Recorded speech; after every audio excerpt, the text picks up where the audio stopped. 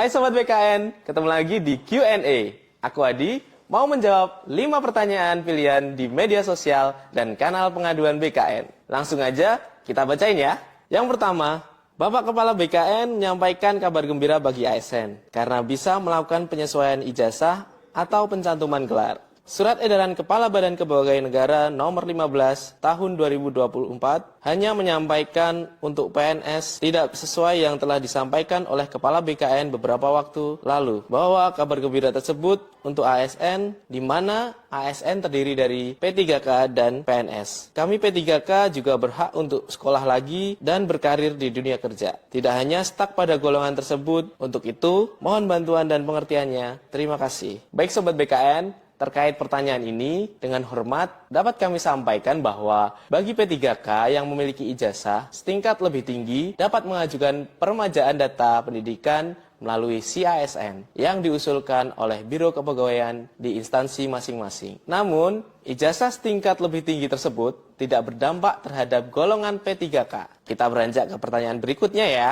Pertanyaan kedua. Saya sedang proses kenaikan pangkat penyesuaian ijazah. Di Perka BKN nomor 3 tahun 2023, pasal 20 ayat 3, disebutkan bahwa dalam hal pejabat fungsional yang memperoleh ijazah sebagai dimaksud pada ayat 1 dan telah memenuhi angka kredit kumulatif untuk kenaikan pangkat ke penata muda golongan ruang 3A tanpa melalui ujian kenaikan pangkat penyesuaian ijazah, awalnya berkas saya memenuhi syarat atau MS. Tiba-tiba berubah menjadi tidak memenuhi syarat atau TM. Karena dari BKN meminta salinan surat tanda lulus ujian penyesuaian ijazah. Mohon penjelasannya Bapak atau Ibu, karena pada saat BIMTEK dan di Perka BKN tertulis tanpa melalui ujian kenaikan pangkat penyesuaian ijazah. Ini terkait kenaikan pangkat penyesuaian ijazah. Nah, untuk prosedur kenaikan pangkat, yaitu memasukkan pendidikan S1 pada PAK terlebih dahulu. Kemudian, mengajukan pencantuman gelar pendidikan S1-nya melalui CASN dengan melampirkan PAK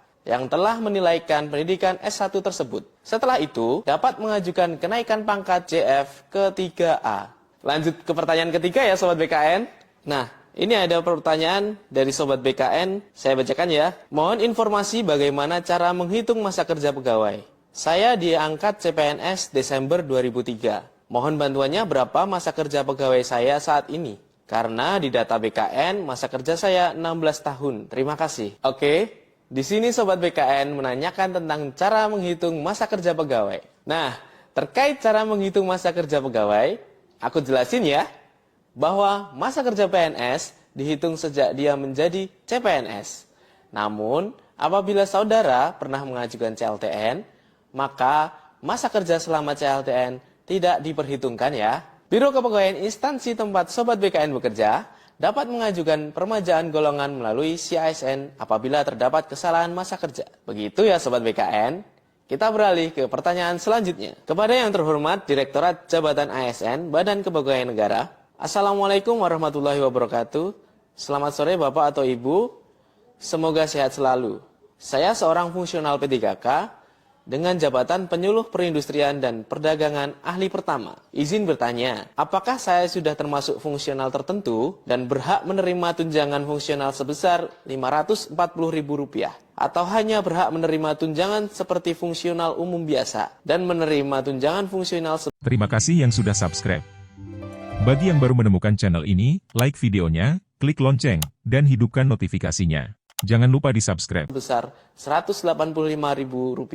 Karena saat ini yang diterima oleh saya adalah sebesar Rp185.000 dengan alasan bahwa P3K belum berhak untuk mendapat tunjangan seperti PNS sebesar Rp540.000. Dengan jabatan yang sama dan syarat untuk mendapatkan tunjangan yang sama seperti PNS, maka P3K harus mengikuti BIMTEK dan mempunyai sertifikat penyuluh perindustrian dan perdagangan. Apakah benar seperti itu? Hal tersebut di atas sudah pernah saya laporkan ke Direktorat Kompensasi ASN dan disarankan untuk melapor ke Direktorat Jabatan ASN BKN. Terima kasih atas perhatiannya. Oke, pertanyaan ini terkait tunjangan fungsional ya. Mari kita lihat Peraturan Presiden Nomor 98 Tahun 2020, Pasal 4, Di dalamnya disebutkan bahwa P3K yang diangkat untuk melaksanakan tugas jabatan diberikan tunjangan sesuai dengan tunjangan pegawai negeri sipil pada instansi tempat P3K bekerja. Lalu, tunjangan P3K sebagaimana dimaksud terdiri atas tunjangan keluarga, tunjangan pangan, tunjangan jabatan atau struktural, tunjangan jabatan fungsional atau tunjangan lainnya. Oke, teman-teman. Kemudian, besaran tunjangan P3K sebagaimana dimaksud diberikan sesuai dengan ketentuan peraturan perundang-undangan di bidang tunjangan sebagaimana yang berlaku bagi pegawai negeri sipil. Jadi, terkait dengan adanya perbedaan tunjangan yang saat ini Sobat BKN terima, silakan tanyakan kepada Biro SDM atau Keuangan tempat Sobat BKN bekerja. Atau bisa juga dengan mengirimkan pertanyaan kepada Kemenpan RB selaku instansi yang mengatur kebijakan tersebut untuk mendapatkan penjelasan lebih lanjut. Next, kita ke pertanyaan terakhir ya. Saya ingin bertanya mengenai regulasi bahwa P3K guru juga mendapatkan hak untuk melanjutkan S2 dan mendapatkan izin belajar. Saya sempat menghubungi orang provinsi karena kebetulan saya dari Kabupaten X. Tapi katanya belum ada regulasi turunan untuk P3K guru yang ingin melanjutkan studi ke S2. Sedangkan sudah jelas di Undang-Undang ASN nomor 20 tahun 2023, tolong dijelaskan Pak untuk regulasi turunannya sehingga keinginan saya untuk melanjutkan studi tidak berhenti di sini.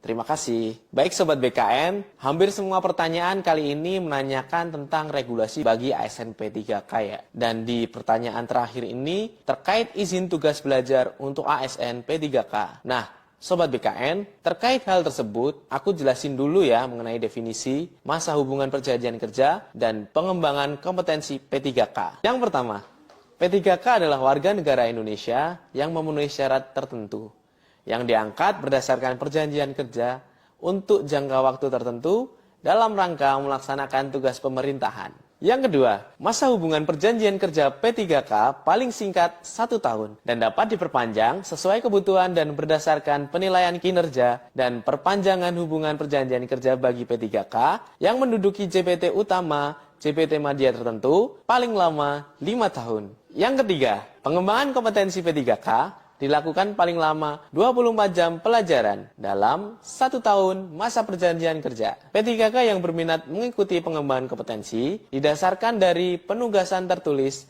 dari PYB dan sesuai dengan kebutuhan organisasi. Dalam hal ini, P3K harus memperhatikan masa hubungan perjanjian kerja dan penugasan dari PYB ya. Nah, itu tadi jawaban dari 5 pertanyaan pilihan yang ditanyakan Sobat BKN ya. Gimana nih? Sudah paham ya sekarang? Jika Sobat BKN ada pertanyaan lainnya seputar layanan kepegawaian, jangan ragu bertanya di kanal pengaduan maupun media sosial BKN ya. Aku Adi, sampai jumpa di Q&A berikutnya.